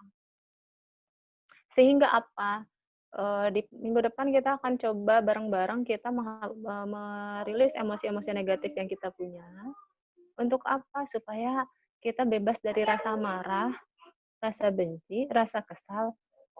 Kenapa harus dibebasin? Ya iya, kan suami kita seperti itu. Kita perlu bebas. Kenapa? Karena sebenarnya suami kita seperti itu sudah jalan dari Allah. Sudah hadiah dari Allah untuk kunci kita masuk surga. Karena kunci masuk surga itu sabar. Gitu. Kalau kita sulit menjadi sabar, ikhlas, pasrah, dan bersyukur, penyebabnya apa? Rasa marah itu, rasa kesal itu. Nah, rasa kesal, marah itu, dendam, benci, sedih, itu cara mengatasinya gimana? Pakai terapi safe. Terapi safe itu akan merilis emosi-emosi tersebut, trauma-trauma yang ada, dan kemudian hati kita bisa damai, penuh cinta, kembali ke fitrah kita sebagai perempuan, energi kita akan positif, dan energi positif, pikiran positif tentang suami kita, itu akan membuat, insya Allah, semua masalah yang ada akan bisa diselesaikan. Oke, sahabat semua, demikian materinya sudah saya sampaikan, ini sudah 10.34. Saya akan buka selama 15 menit ya untuk tanya jawabnya, dipersilahkan. Ada yang mau tanya? Atau saya buka chat ya, ada yang bertanya nggak di sini?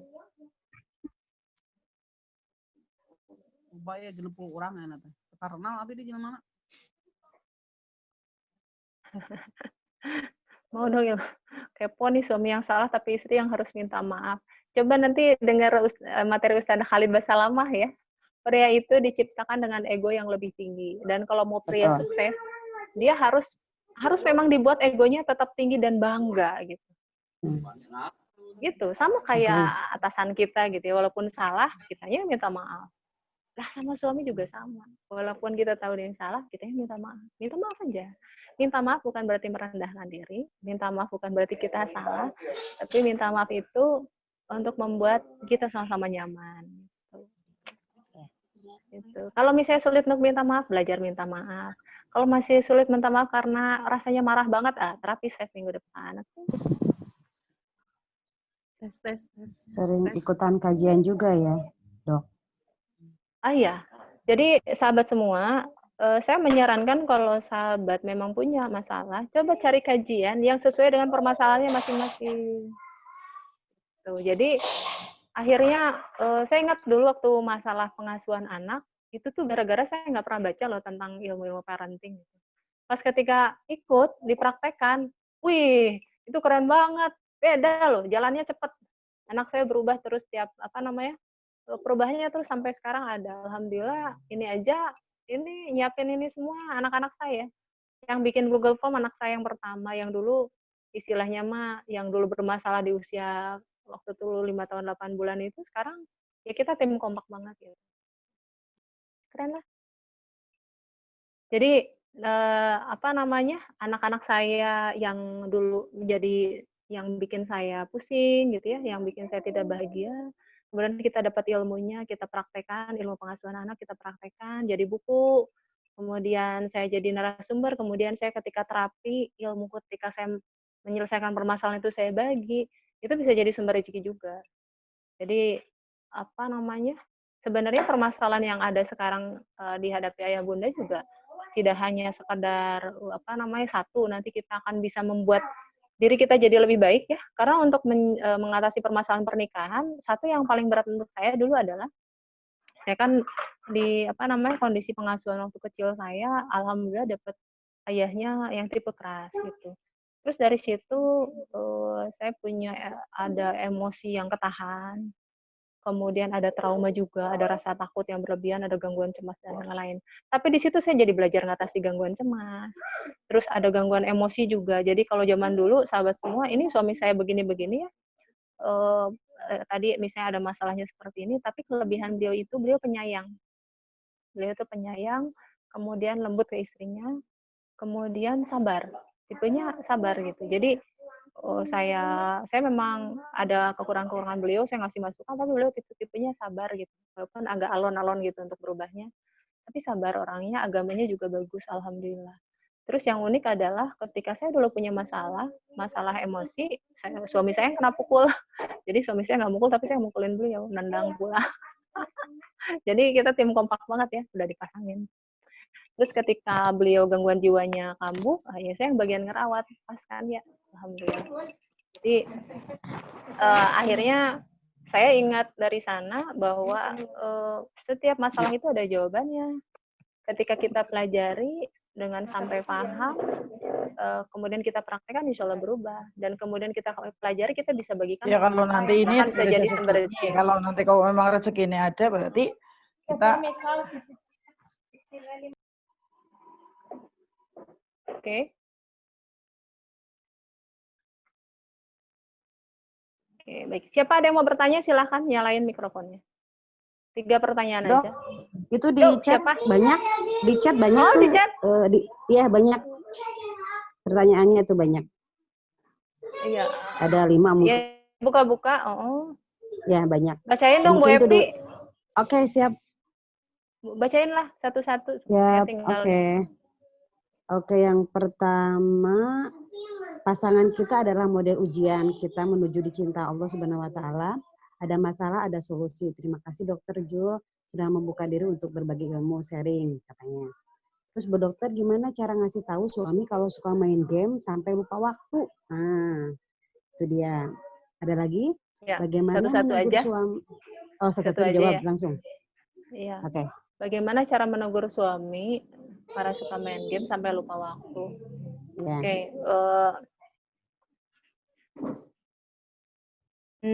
Sahabat semua, main game teh boleh nggak ya? Boleh nggak sih? Boleh lah ya, boleh ya. Cuman yang nggak boleh itu kan lupa waktu. Terus soal lupa waktu, kita udah komunikasi belum? Waktunya yang benar tuh gimana gitu? Kan kalau kata mereka mah ini jam kerja saya, ini waktu game saya dong kalau saya udah selesai kerja. Nama saya komunikasinya udah jalan belum gitu ya? Gitu. Kalau saya misalnya sama suami tuh begini. apa namanya, yang menjadi acuan kami adalah jam kerja. Jadi jam kerja. Jadi saya sampaikan ke suami saya, pokoknya jam kerja gitu. Jadi walaupun beliau wirausaha di rumah, saya bilang jam kerja ya gitu. Kalau misalnya udah nggak jam kerja karena saya bagian komisaris, saya wajahnya manyun aja gitu. Wajahnya manyun aja. Itu kalau saya ke suami ya. Kalau misalnya nanti yang tipenya agak punten agak sensian suaminya, yang misalnya kalau digituin malah marah, saya tidak menyarankan tipe begitu. Kalau saya ke suami sekarang memang sudah lebih sahabat semua udah lebih bisa komunikasi, jadi saya suka bebas-bebas. Nah, ini saya agak bahas sedikit beda untuk sahabat ya. Sahabat semua, saat kondisi kita belum dekat ke suami, itu pula saat kita tuh belum bisa berkomunikasi bebas. Jadi agak hati-hati kalau dalam berbicara. Gitu. Jadi cara untuk akhirnya mengubah gimana? Caranya kita banyak ajak cari ilmu tentang apa? Tentang bagaimana membagi waktu. Jadi dulu saya pernah awal-awal tuh ngasih buku gitu ya. Buku tentang apa namanya? Tentang fokus, buku tentang apa namanya? Tentang manajemen gitu. Terus tentang bagaimana mencapai goal dan lain-lain. Terus dan suami saya juga alhamdulillahnya dari usahanya juga ketika kita berdoa ya, tiba-tiba beliau ada, Mimi ini ada materi tentang ini. Yang saya tahu di dalamnya adalah bagaimana tentang mengatur waktu. Nah, tinggal kita bantu juga untuk menyituasikan, Bun. Jadi satu, bagaimana memahamkan suami kita itu, sebenarnya kalau pria tuh, ini kalau belum dekat ya, kalau yang belum dekat, kalau memang prianya juga egonya super tinggi, jadi caranya nggak pakai nasihat, dihindari. Jadi caranya pakai bertanya, gitu. Gitu. Terus kemudian prinsip parenting jalan. Jalan itu apa? Di parenting, di pengubahan perilaku anak, koneksi dulu before koreksi. Jadi kalau mau suami lebih mau bekerja sama-sama kita, koneksinya dulu bagaimana? Anakku, koneksinya tuh gimana? Apakah suami kita teh udah terlayani dengan maksimal ya? Itu pertanyaannya. Sudah happy banget sama kita? Sudah dapat pujian setiap hari? Sudah dapat ciuman setiap hari, dapat makanan spesial setiap hari. Terus kalau hubungan teh udah bagus gitu, selalu apa namanya selalu semangat gitu ya misalnya. Terus kalau misalnya dianya agak kurang, kita sudah bisa membangkitkan hasratnya, syahwatnya gitu, pintar gitu. Nah itu pertanyaannya. Karena kalau itu udah connect, kalau kita sudah membuat hormon suami itu bahagia, itu tuh akan sangat lebih mudah. Jadi koneksi before koreksi. Jadi kalau misalnya ini Bunda mau ngalihin dari game ke apa namanya untuk tidak berlebihan, saya tetap mengacu resep koneksi before koreksi. Penuhi dulu kebutuhannya. Kemudian dari situ mulai pancing suami, kita skenariokan untuk punya kegiatan-kegiatan keluarga sama kegiatan we time, jalan-jalan keluar, nonton bareng, atau misalnya cuma ngobrol-ngobrol sebelum tidur atau apa. Kita minta. Tapi syaratnya satu, dianya harus kelihatan sudah happy dulu sama kita. Itu gampang.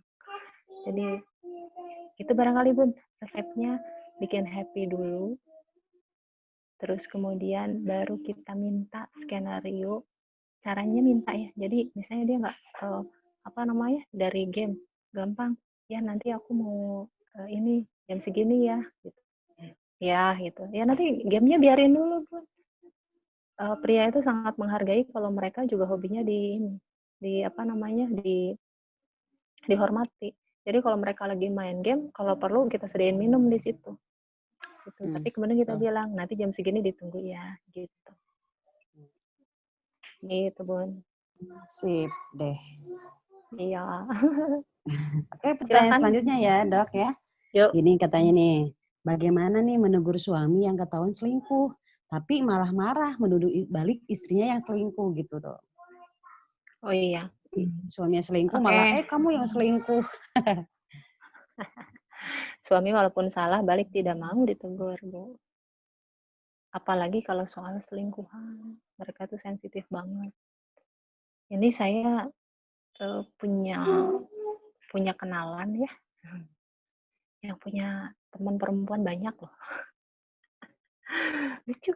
Jadi beliau salah satu teman saya, terus saya tanya, kalau apa namanya, kalau gimana sih cara perempuan menghadapi suaminya yang selingkuh?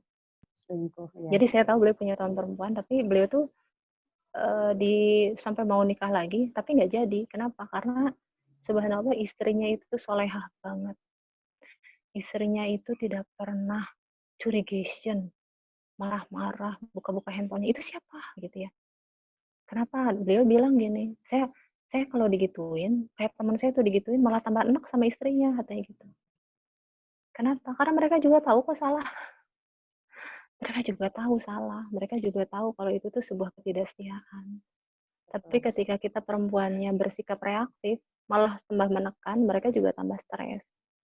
Jadi cara menegur selingkuh sebenarnya kalau versinya beliau ya, nggak begitu.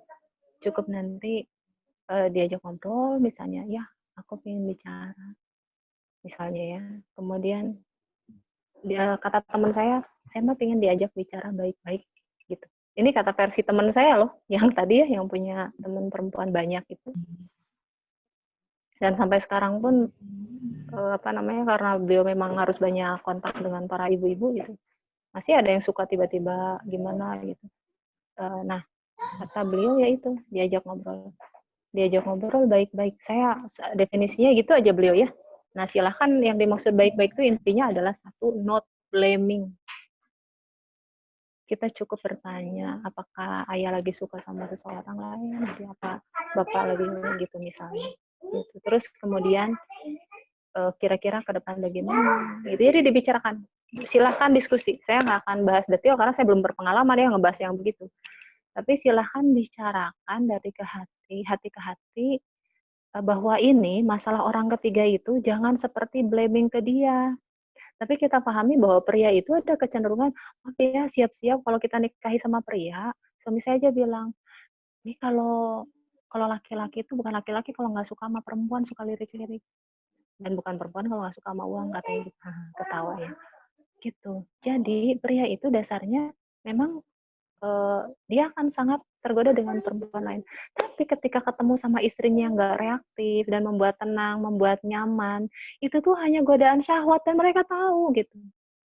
Akan berbeda kalau perempuannya yang pertama ini tiba-tiba malah bikin tambah runyem, bikin nggak happy, ya larilah dia ke sana. Gitu. Jadi cara menegurnya adalah silahkan. Satu, ini kan menegur ya, itu koreksi ya. Kalau mau menegur, siap-siap kasih dosis lebih banyak untuk perhatian, kasih sayang, kebutuhannya juga diekstrain kalau perlu. Kalau saya sih dikasih tips sama guru saya, kalau mau suaminya sukses, terus bahagia, dan kemudian terhindari dari selingkuh minimal 4 kali seminggu. Silakan kalau mau pakai resepnya ya.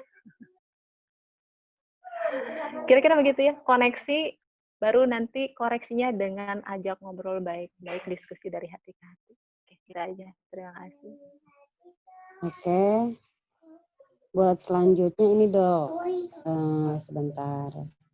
Ini, kadang-kadang suami jarang membelai dan jarang ngomong sayang katanya. Walau perhatian Ya. untuk membantu sangat banyak, ada gitu. Tapi nggak pernah ngomong sayang-sayangan. Oke. Kayak saya juga sih sebenarnya.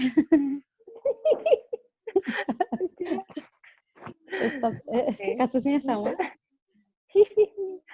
Ya, itu caranya gimana? Caranya satu, kasih pokoknya tadi ya sama koneksi, kitanya yang ngasih sayang-sayang dulu, perhatian-perhatian dulu, peluk-peluk dulu, cium-cium dulu, toel-toel dulu, pegang-pegang dulu. Kayak namanya detailnya silakan lah ya. Saya kan jangan cerita di dalam seperti apa ya. Silahkan lakukan itu. Perempuan itu punya mata yang berbinar, punya senyum yang cantik, punya tangan yang halus, punya gerakan yang manja, punya apa, pakai semuanya. Pakai untuk membuat suami itu nyaman dan merasa dia seperti gagah banget gaya. Dia tuh nanti kalau kita gitu, dia diem aja dia gitu. Tapi menikmati gitu. Oke, bikin senang dulu. Terus habis itu bilang, kalau saya bilang ke suami saya, Bi mau request, pingin diusapin. Jadi saya minta diusapin kalau sebelum tidur diusap. Terus saya pinginnya nanti kalau sebelum tidur saya pengen ngobrol 10 menit. Ya bilang aja. Kita bisa mudah request kalau kita sudah memberikan pelayanan yang bagus gitu. Request aja sama pria tuh nggak bisa pakai bahasa kebatinan ya, ngarap gitu. Ngarap aja dalam hati, nggak bisa. Bilang aja, ya aku mau dibilang sayang. Oke, sayang gitu. Ya, nanti awalnya lucu-lucu. Nanti pengen sering-sering ya, oke gitu ya. Di handphone pengen ya dibilang sayang, oke gitu. Jadi bilang aja lah. Kalau perlu jelas bilang gitu dari awal, misalnya handphone nih. Lagi apa? Boleh dong saya dibilang sayang siang ini. Oke, dia kerjain.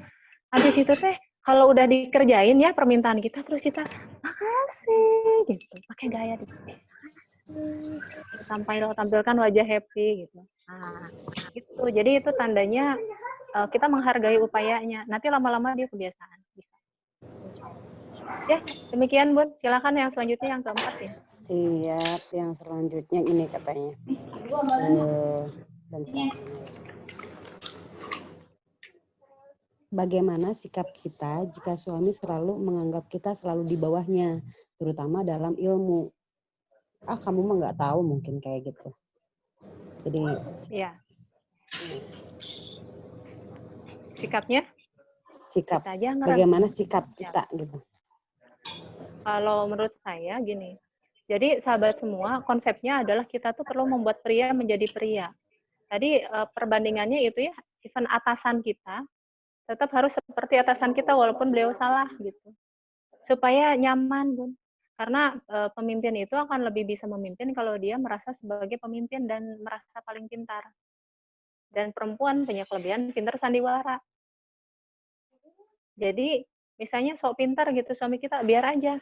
Oh iya memang sepertinya pendapat itu bagus. Hati-hati sahabat semua, yang namanya dalam hidup kita, belum tentu yang kita anggap benar itu benar-benar benar gitu. Walaupun kita kan di sini benar. Kenapa? Karena dalam hidup tuh ada yang namanya relatif benar. Benar relatif ya, menurut pandangan masing-masing gitu. Kebayang nggak?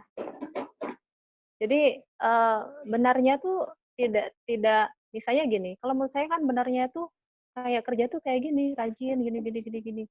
Terus kalau menurut ini, kita tuh yang benar itu adalah kita begini gitu. Maksudnya yang namanya bekerja itu polanya adalah ibadahnya mesti banyak gitu. Misalnya itu suami saya gitu polanya. Tapi kayaknya itu kesantaian. Ini bukan santai, ini begini-begini. Jadi yang namanya benar itu relatif dan bergantung pada orangnya. Menurut kita benar bahwa kita tuh harus begini, tapi kalau menurut Allah, menurut Allah itu ternyata suami saya memang pola bekerjanya tuh begini. Menurut suami saya benar tuh begini gitu. Jadi beda. Nah, sahabat semua, ini mah ya supaya kita nyaman sebagai suami istri. Yang kita lakukan tuh saling menghargai dan menempatkan posisi. Suami itu biarkan berada dalam posisi di atas. Saya pernah berada dalam kondisi saya merasa wah dan gagah. Hasilnya apa? Capek sendiri. Kenapa? Karena suami saya makin turun ke bawah. Makin gak merasa berharga. Hasilnya apa? Capek sendiri sayanya. Beliau jadi kayak gak beranian, gak pede.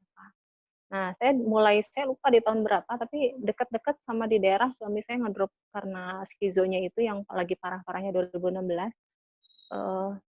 Kita mulai untuk berada di bawah. Kita bersyukur, terus kita banyak minta maaf, kita banyak menghargai event kayak gitu mah saya juga bisa ya kayak itu mah kan cuman begini aja itu mah iya sih tapi penghargaan kita itu membuat jiwa mereka hidup bahkan seorang gangguan jiwa pun sahabat semua nanti kalau ketemu suami saya itu orang nggak kelihatan kayak gangguan jiwa kok gitu jadi ada banyak sekali jiwa-jiwa yang hebat pun bisa jadi jatuh drop. Saya sempat tahu ada teman gitu. Dia hebat penghasilannya gede berapa 20 jutaan gitu ya, punya rumah gede, punya ini. Lama-lama sakit apa karena istrinya selalu masa segini aja ini kan minta terus gitu, minta terus sampai akhirnya suaminya sakit dan meninggal. Tapi ada banyak sekali pria yang dari sederhana kemudian dihargai, oh itu bagus, keren, top, keren, bagus. Wah, aku senang, bahagia, terima kasih. Yang ada mereka semakin naik naik, naik, naik, naik, dan sukses. Jadi kunci sukses seorang pria adalah kemampuan perempuan untuk berada di bawahnya, even perempuannya lebih pintar. Perempuan yang pintar itu perempuan yang bisa menempatkan pada tempatnya. Itu istri soleha. Nah, bayangkan ilmu istri soleha itu nggak bahula gitu ya, dari awal nikah juga tahu sabar, ikhlas, terima, syukur, berterima kasih, dan lain-lain. Tapi subhanallah, saya dipaksa untuk mengerjakan itu justru pada saat permasalahan tuh udah pada puncaknya itu di tahun 2016 itu. Saya ditanya, mau terima, atau saya mau berhenti gitu. Karena saya juga berhak untuk bisa berhenti. Toh suami saya nggak kasih saya nafkah, saya boleh gitu untuk cerai. Tapi saya bilang, ya Allah, ujian saya masih lebih ringan dibanding wanita Rohingya, dibanding wanita Suriah. Di sana, di penjara, dibukain bajunya, disiksa, di apa. Ujian saya kayaknya lebih ringan. If kalau ujian saya diganti, saya yang sakit, suami saya yang sehat, saya nggak mau. If kalau misalnya saya diganti, suami saya sakit kayak teman saya 3 tahun, suaminya nggak bisa bangun dari tempat tidur karena kecelakaan, saya juga belum tentu sanggup. Sepertinya ujian saya sangat-sangat ringan. Jadi saya terima, dan saya juga terima konsekuensinya bahwa ada ilmu yang harus saya pelajari lagi, saya rubah diri saya, dan insya Allah saya yakin saya dikasih hasil yang terbaik. Gitu, Bun. Semoga bermanfaat, Mangga. Terakhir pertanyaan. Ya, oke, terakhir ya. Sebentar, ini banyak sekali Dok pertanyaannya, Iya. tapi mungkin sesuai dengan waktu ya. Ya, ini udah mau ditutup. Ya, gini, bagaimana cara menghilangkan emosi negatif dalam hati ini, sementara kita sebagai istri yang selalu terzolimi dan selalu disakiti katanya. Gak bisa mengungkapkan katanya, selalu nggak bisa ngungkapin juga ke suami kesalahan yang kita akhirnya hanya bisa nangis. Saya takutnya saya sendiri yang stres katanya Dok. Begitu. Ya, siap. Ya. Oke, sahabat semua, itulah mengapa akhirnya terapi safe itu berjalan. Jadi saya paham, bahkan tidak hanya di masalah pernikahan, dulu kan saya geraknya di parenting ya, pengasuhan anak. Emosi negatif adalah yang menghambat kita bisa mengerjakan ilmu-ilmu yang lain. Rasa marah, rasa sedih, misalnya gini, saya harus bilang terima kasih ke suami saya. Tapi rasanya susah banget, soalnya tadi habis dipukulin gitu misalnya. Gimana ya gitu. Atau misalnya habis dia marah-marahin saya gitu, mukul sehingga gimana dong, saya mau senyum aja susah. Nah itu ada ilmunya, ilmu safe. Terus saya tahu saya harus melayani suami saya, harus mediain, tapi tadi malam tuh saya bener-bener bete banget, gimana ya gitu. Itu sahabat semua, sampai nanti kita ketemu minggu depan, kita akan terapi safe bareng ya. Terapi safe, nanti minggu depan siapin kertas, siapin alat tulis, kita akan terapi safe bersama. Kemudian karena gini, kalau emosi negatifnya belum dihandle, saya ngasih materi teknis, nanti bundanya berat. Saya kasih PR apa susah gitu. Jadi saya akan bersihkan dulu perasaan kita, kemudian nanti mencapai ikhlas yang otomatis, bukan ikhlas yang dipaksa, tapi ikhlas karena kita sudah bebas dari rasa marah, rasa benci, rasa kesal, dan lain-lain. Itu ada insya Allah nanti programnya minggu depan. Jadi dipastikan minggu depan untuk hadir. Oke. Demikian Mbak Epi, sudah pertanyaan. Ini saatnya ngocok ya? Oke, siap. Boleh. Dikocok-kocok. Ya. Ini akan dikocok, tapi yang dapat adalah yang hadir di Zoom meeting ya. Kalau nggak hadir, jadi nanti nggak dapat. Sebentar saya ambil dulu. Ya, betul. Ya begitu Ibu-ibu semuanya, alhamdulillah ya. Kita ada pencerahan dari Dr. Zul. Jadi apapun masalahnya, ada satu yang mesti harus kita garis bawahi ya, yaitu kita harus bisa bersandiwara. Ya, peran kita nambah nih, yaitu bisa bersandiwara agar ya berdoa dulu bismillah ya. Ya, oke. Silakan. Ibu, Damang. Alhamdulillah, Bu. Alhamdulillah. Sehat, Dokter. Aduh, sehat, Bu. Iya, 28 nih saha. Silakan dibuka Excel-nya 29. Silakan. Iya, 29 yang dapat. Oke, Bu Ine hadir. Ini penulisnya hadir. Oke, Bu Ine silakan nyampein ini dong sedikit tentang buku tentang merajut kebahagiaan pernikahan. apa tips Iya. yang mau disampaikan untuk persiapan nanti kita Mm-mm. akan melakukan langkah-langkah perubahan? Silakan. Ini yang nulis bukunya ya. Ini adik saya. Silakan. Yuk. Saya dapat Hatur nuhun ini, pisan Dok. Teh Jule. Jadi Aku mau dapat itu saja. lah Bu ini. Siap. Dokter Jule, saya dapat tidak ya? Ya, Siapa diundi. namanya yang dapat? 29? 29. Sebentar. Dibuka dulu. Cek. Ini Saya tadi buka nih, saya kedengeran- buka. Kedengarannya nama saya disebut deh yang Bu Atika. Umi Solihah. Umi Solihah. Nggak ada. Nggak ada, nggak hadir. Nggak Hadir, hadir. tak? Enggak kayaknya. Nih, saya nggak ini ya, tutup mata. Nih nomor 1. Nomor 1 itu Retno Ini Dwiyanti. Iya. Nomor 1. Bu Ina sebentar ya, ini semangat Ya, pada mangga. koyong hadiahnya dulu. Siap-siap Ya, ya. hadiahnya dulu Retno aja. juga nggak ada. Retno mana? Ya, Nggak berarti ada. Nggak ada di Nah, berarti Nggak Yuk, ada. nih. ada. Nomor 2. Ibu Retno dua. ada tadi. Nomor Bu Retno 2 ada. Ibu Swinharti. Winharti. Ya. Nomor 2. Nggak ada juga. 9. 9 nomor 9 Lilis. Bu Lilis Kurnia. Bu Lilis Kurnia, Lembang. Ada ya? Ada nggak? Ada hadir. Ada? Mana? Ada. Mangga ngechat Bu Lilis, nomor 9 ya. Ya, saya. Ya. Oke, tambah lagi. Selanjutnya nomor 18. 18 Munam Milatul Khalifah dari mana ya ini teh? Ada nggak, hadir nggak? Muna Milatul Khalifah. Tadi Namilatul rasanya. Hanifah. Ya. Oke, 37. 37 Roslaini Sumatera Barat. Ada hadir? Oh, nih. Ah. 17. 17 Ika Rahma Raharjo, Bandung Barat. Ada? Ini Nggak nomornya ada, kecil-kecil Ika. semua ya. Iya, 20. mana nomor gedenya dong? Nomor gedenya Ya, dong. 20. Soalnya Nggak tahu. nomor gede. Ini ada 20 nih. Siapa nih? Marlia. Ada dari Makassar? Nomor 20? Nggak ada. Nggak ada juga. Nggak ada. Oke, kocok lagi dong. Aduh, sahabat semua. Ini nomor gedenya kemana ya? Iya, coba. Yang pulen. Oke. Tip.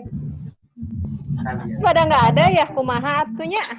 Iya. Kocoknya yang kocoknya yang Sahabat, ini kayaknya saya salah ngambil ininya undiannya. Yang satu Dokter, tuh ada nama yang saya kok nggak ada ya dokter ya?